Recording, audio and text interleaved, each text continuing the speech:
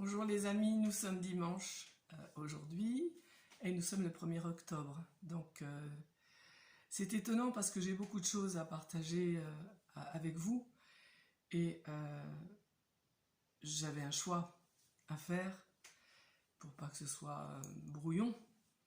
Et en fait, en me disant tiens, quel jour sommes-nous le 1er octobre, vous savez, en méthode Espère, il n'y a pas que des outils pour communiquer, il y a aussi des tas de paradigmes différents qui nous permettent effectivement de changer notre état d'être par rapport aux croyances qu'on avait, aux concepts qu'on avait. C'est pour ça que je vais encore faire beaucoup de vidéos. Et en me disant, tiens, de quoi je vais parler, la spiritualité, guérir ses blessures, enfin bon, il y a beaucoup de choses que j'ai envie de partager. Et là, en allumant la caméra et en regardant que nous étions le 1er octobre, il y a quelque chose en méthode Espère qu'on appelle les dates anniversaires. C'est très intéressant. Et je suis dedans, apparemment, d'après ce que je viens de constater. Puisque c'est, je crois me souvenir, en octobre, je dirais le 3 octobre, mais c'est quand même assez vieux, le 3 octobre 1993, que j'ai vécu quelque chose d'extraordinaire, et peut-être c'est ça dont je vais vous parler. Donc vous voyez, les dates anniversaires, on ne sait pas pourquoi, et j'ai beaucoup travaillé sur les dates anniversaires. C'est très intéressant les dates anniversaires, de se pencher dessus. Parce que donc, ça veut dire que d'une façon inconsciente, par rapport à quelque chose qui s'est passé dans notre passé, eh bien, il y a des choses qu'on va répéter dans le présent, mais qu'on ne voit pas. Et ce qui est important, c'est de les voir pour les désamorcer. Donc, ça me rappelle, voilà, mon exil quand je suis partie petite de Tunisie, les dates anniversaires, je vous en reparlerai. Donc voilà, je vais vous parler de moi, du vécu que j'ai eu. Donc, j'avais une vie très difficile, comme je l'ai déjà dit, avec un fils atteint d'une façon psychique grave, qui passait ses journées dans le noir, dans une chambre à côté de la maison, enfin de la pièce où l'on vivait. Et ça faisait déjà 3 ans, oui à peu près 2 ans, que j'allais dans cet ashram à Fléac-sur-Seugne, qui n'existe plus, en Charente-Maritime, 3 fois par an pour faire donc une semaine de méditation et puis aussi d'accompagnement avec l'enseignant qui était là. La semaine se termine, il fait très beau, c'est un samedi, et il fait très beau, et il y a juste Bernard, mon deuxième mari, qui sait où je suis. Olivier, lui, est enfermé tout le temps dans sa chambre, dans le noir, on ne le voit jamais, et voilà. Et donc là, nous nous apprêtons à quitter le lieu, et c'est le moment des au revoir, moment très beau, où on fait le signe comme ça, on se dit, c'est vraiment très beau. Et donc, je m'apprêtais à aller dans le lieu où se passe cet au revoir, lorsque la secrétaire Geneviève m'interpelle et me dit « Tiens, Linda, t'as une lettre ». Très étonnée, moi des lettres, je n'en recevais pas. Quand j'étais dans l'ashram, c'était le silence, c'était... Voilà, Bernard savait mon adresse au cas où, mais... et puis il n'y avait pas de portable à l'époque, hein. Donc je suis étonnée, j'ouvre cette lettre dans l'espace qui s'appelle le cloître. Ardennes était un lieu superbe, merveilleux. Et il y avait des bois derrière. Donc j'ouvre cette enveloppe et je reconnais l'écriture d'Olivier, malhabile. Et j'ouvre cette lettre, je l'ai gardée des années et puis elle s'était fritée avec le temps. Et en gros, ça disait « Chère maman, j'espère que pour toi tout va bien, je te souhaite vraiment de passer de superbes moments là où tu es. » En gros, c'était ça. Et alors là, à partir de là, j'ai eu une bouffée de joie. Quoi, Olivier m'écrivait de là où il était, il avait pris la peine de demander l'adresse à Bernard et de m'écrire des mots d'amour. J'étais vraiment, waouh, sous le choc. Et là, plutôt que d'aller aux au revoir, je ne pouvais pas aller aux au revoir.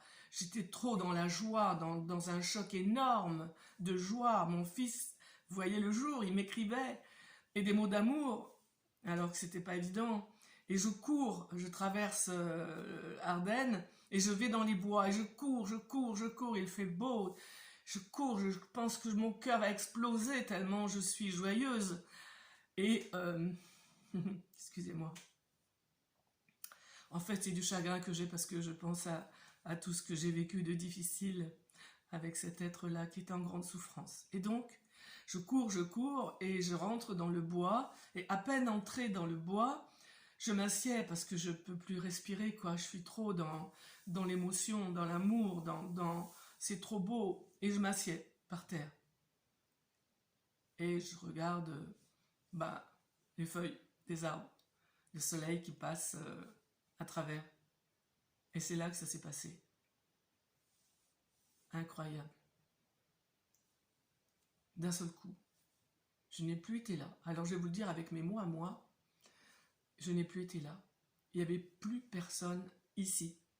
Il y avait ce qu'il y avait là. C'est tout. Il y avait la vision de ce qu'il y avait là. Et ce qu'il y avait là, c'était une lumière immense. C'était la lumière qui traversait les feuilles. C'était le bleu superbe, le vert lumineux des feuilles. En fait, la lumière, c'était pas la lumière qui éclairait des feuilles, c'était les feuilles qui étaient lumineuses. Tout était lumière. Et donc, j'étais là, oui, le jeu, il n'y avait plus personne, quoi. Il y avait la vision de ce qui était là. Et le ressenti, c'est un ressenti merveilleux. Ressenti de rien et merveilleux. J'étais, si on peut dire j'avais une subjugation, une présence ici d'un vécu merveilleux. Et donc ça, voilà, c'est inexprimable, hein, mais je pense que les personnes qui ont vécu déjà ce genre de choses, et ça peut arriver à tout le monde, puisque cet état-là, c'est notre état naturel. C'est ce que j'ai su bien des années après. Et à un moment donné, mes yeux se sont mis en action, je ne sais pas comment le dire autrement, et j'ai vu les feuilles. C'était plus la même vision, mais c'était beau aussi. Parce qu'il y avait l'effacement ici, mais j'avais pas voulu. Moi, j'ai pas voulu faire l'effacement. Il est venu de soi, avec ce choc qui avait été vécu. Et donc après, je me lève et je cours, parce que du coup, je pense que je suis en retard pour aller dire les au revoir. Effectivement, j'étais en retard, mais voilà, quand on connaît l'amour inconditionnel qu'il y avait dans ce lieu, par rapport à Alain qui était là, c'était merveilleux, donc il n'y a rien eu du tout, quoi. Et je suis rentrée chez moi en me demandant qu'est-ce que j'avais vécu, et puis qui avait vécu ça, quoi, parce que moi je n'étais pas là, il n'y avait personne, mais tout était là, quoi. C'est ça qui est extraordinaire, parce que quand je suis là, présente à moi-même, dans l'ego bien ancré, je suis là, et il y a le reste, on va dire, à l'extérieur, voilà, alors que là, cette expérience, c'était que ici, il n'y avait personne, il n'y avait que ce qu'il y avait partout, là on va dire, et en même temps là. Donc c'était incompréhensible, je n'arrivais pas à mettre des mots sur cette expérience. Et puis je n'avais qu'une envie, mais c'était de reproduire cette expérience. Ce que j'ai pas pu faire. Hein. Je l'ai faite des années plus tard, avec, à Ardennes, il y avait Douglas Harding qui venait régulièrement avec Catherine, son épouse, pour donner des causeries et puis pour nous prodiguer des exercices qu'il faisait pour justement sentir la même expérience qui avait été ressentie ici. Et c'est ça qui m'a permis, en m'exerçant chez moi, à un moment donné, de reproduire, enfin c'est pas moi qui l'ai reproduit, comment dire, ce vécu-là qui est tout le temps là, a pu être ressenti avec les exercices proposés par Douglas.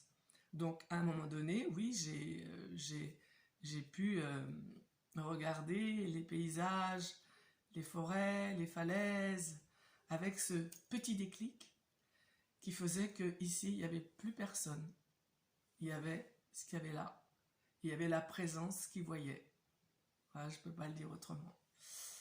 Donc voilà. Et donc ce qui fait que ensuite, à force de m'exercer avec les exercices de Douglas, eh bien, il était possible que, à volonté, ce ressenti de... Alors lui, il dit, on n'a plus rien ici, en fait. Ici, c'est un trou qui voit ce qui est là. Mais vous pouvez vous reporter hein, sur YouTube. À mon avis, il y a des vidéos sur Douglas Harding. Et d'ailleurs, j'avais joué dans une de ses pièces qui était le procès de l'homme qui disait qu'il était Dieu. J'avais joué dans une de ses pièces à Ardennes au mois d'août de 1994, je crois, ou 95. Donc voilà, ce cheminement a continué, et c'est ce que je vous dis. Donc ensuite, j'ai mis de côté tout cet aspect spirituel qui est la base de mon être, comme c'est la base de la vie, en fait. Il n'y a que ça, il n'y a que le un, il n'y a que... Alors on l'appelle comme on veut, ça n'a aucune importance, l'énergie, la source, Dieu, peu importe. L'essentiel d'ailleurs, ce ne sont pas les mots sont importants, mais ce ne sont pas les mots qui sont l'essentiel. L'essentiel, c'est le ressenti qui va être ressenti ici à l'intérieur. Et c'est très simple en fait. Et il me semble que tout ce qu'on ajoute comme mots, il faut faire ceci, il faut méditer une demi-heure tous les jours, il faut tous ces dogmes, toutes ces obligations, je crois que ça sera bien si on peut les enlever, vous voyez, et que on décide à un moment donné, pourquoi pas un jour qu'on choisit, vous voyez, pourquoi pas le dimanche, hein, à un moment donné de se donner en cadeau un moment où on ne fait rien, on s'installe quelque part, et vous savez, peu importe où, vous voyez, là je suis ici chez moi, ça n'a aucune importance le lieu. C'est important de ne pas aller chercher un lieu merveilleux au Katmandou, au Tibet, ou je ne sais où, dans un lac ou dans une forêt. C'est là que ça se situe. Et là, c'est partout. Donc, qu'importe le lieu. Donc, vous pouvez choisir dans votre lit, sur votre canapé, sur votre chaise. En même temps, vous faites la vaisselle, puisque la source, elle est partout. La présence, elle est partout. Et le vous que vous êtes avec un grand V, le je suis que vous êtes, mais il est partout. Donc il est à expérimenter partout. Il est à ressentir partout. Et en fait, c'est trop simple. Je crois que vraiment, c'est trop simple pour être accepté. Le mental, il préfère les choses difficiles, parce qu'on nous a bien dit, il faut souffrir.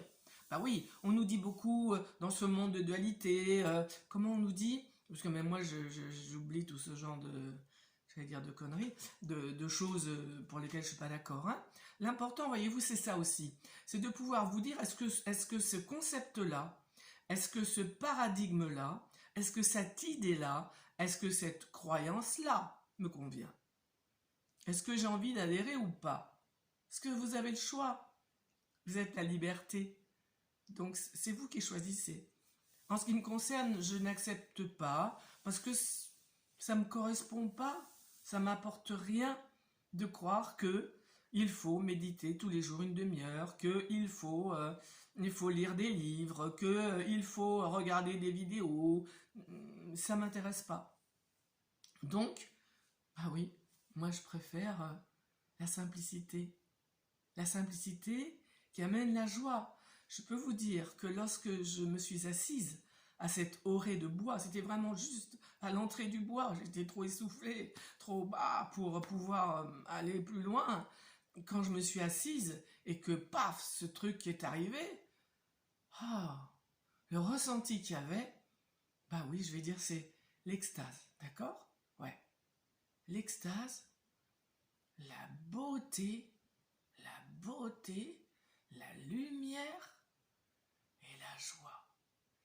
Et il y avait ici un amour, bien sûr, un amour, la joie, c'était waouh. Mais ça m'étonne pas qu'on veuille reproduire ces ressentis-là.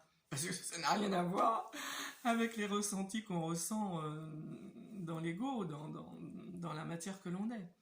Donc oui, vous pouvez, c'est possible, comment dire, c'est là pour tout le monde. Et ça va être pour moi, je vous le dis, important de mettre beaucoup de choses à la poubelle, parce que c'est tellement simple en fait. C'est tellement simple. Il s'agit juste de s'asseoir, on va dire, parce que quand on s'assoit, le corps peut se relâcher plus rapidement et plus profondément que lorsqu'on est debout, hein, me semble-t-il. Mais peu importe. Donc il suffit de s'asseoir.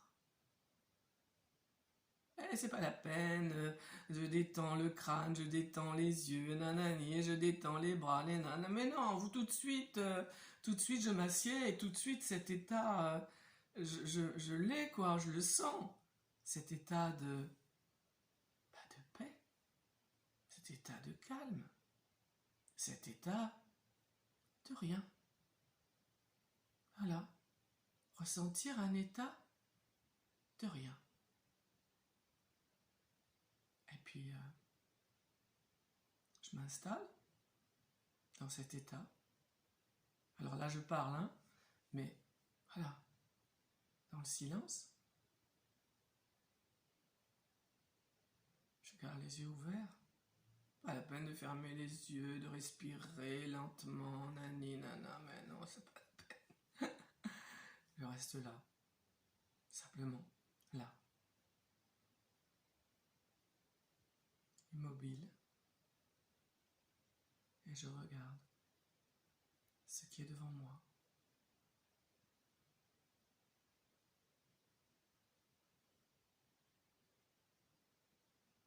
En sentant qu'ici, il n'y a rien. Il y a ce qui est vu.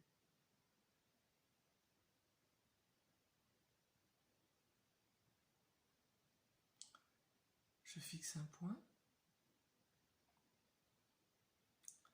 et je vois bien que même si je fixe un point, ma vision est très large. Elle est large, ma vision. Et c'est très bon. Ça, déjà, c'est très bon. Et je reste comme ça. Je ne cherche rien. Je ne m'amène rien. Je suis.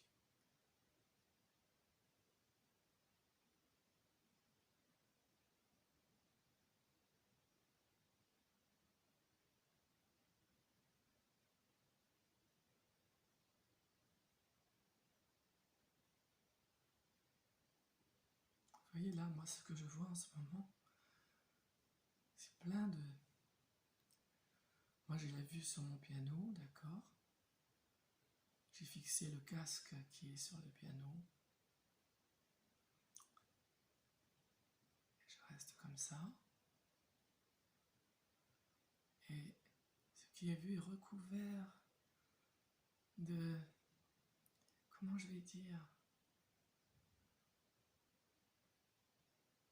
Comment je vais dire? C'est recouvert de... Moi, je dirais que c'est du plasma, d'accord? Parce que je connais le mot. Puisque tout est plasmatique. Et cette espèce de blanc laiteux, voilà. Je vais le définir comme ça. Tout baigne, le piano, le casque, ma télé, le tableau d'Olivier. Tout baigne dans un blanc laiteux.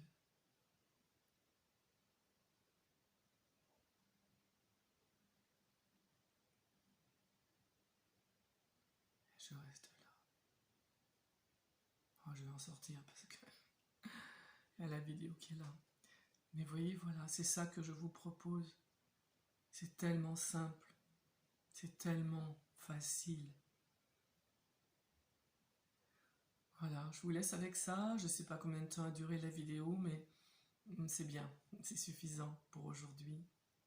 Vraiment, c'est important de croire en vous, d'expérimenter la joie, de vous amener la joie, de vous amener la beauté, la lumière, l'amour, l'amour pour vous, l'amour pour ce que vous voyez en face de vous.